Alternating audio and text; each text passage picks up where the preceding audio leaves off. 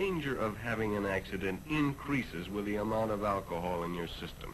For instance, under identical driving conditions, a person with 0.05% alcohol in his blood, that's about 2 drinks or a few beers, is twice as likely to have an accident as a person with no alcohol in his blood. With 0.10%, 3 to 6 drinks or a couple of quarts of beer, the chances are 3 times as great. And when the blood alcohol has reached 0.15%, which is the legal limit, the chances are 10 times as great.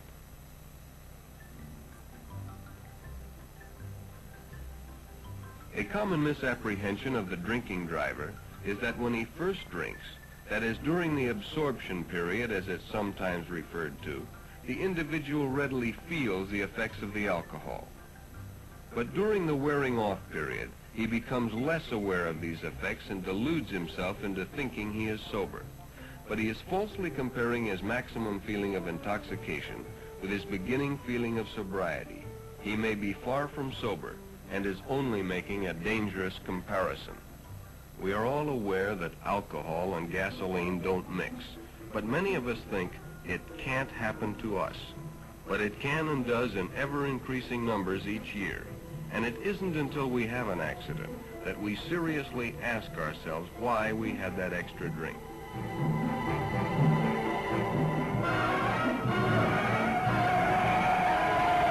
We all find excuses for drinking.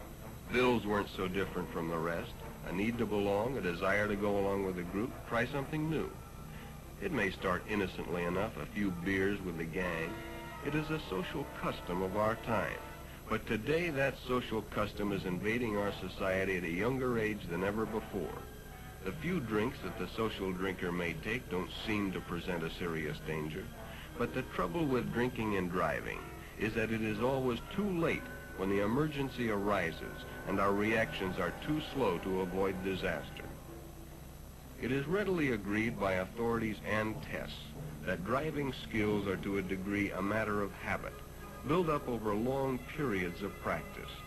It has also been proven that the latest driving skills mastered are the first to go when under the influence of liquor.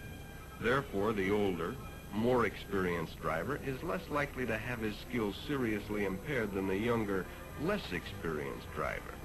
One must be able to judge speed and distance, follow traffic patterns, make necessary adjustments, and be able to react quickly to emergencies. After a few drinks, the good driver is no longer capable of doing this. He has become a poor driver and is a danger to himself and others.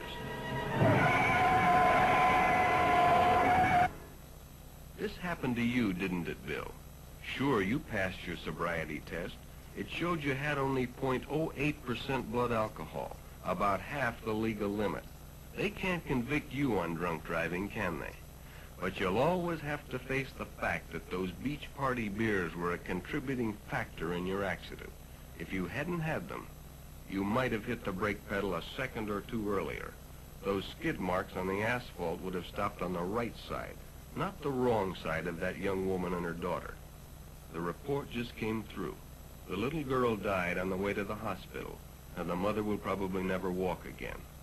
No matter how your trial comes out, you'll always have to live with those facts, won't you, Bill?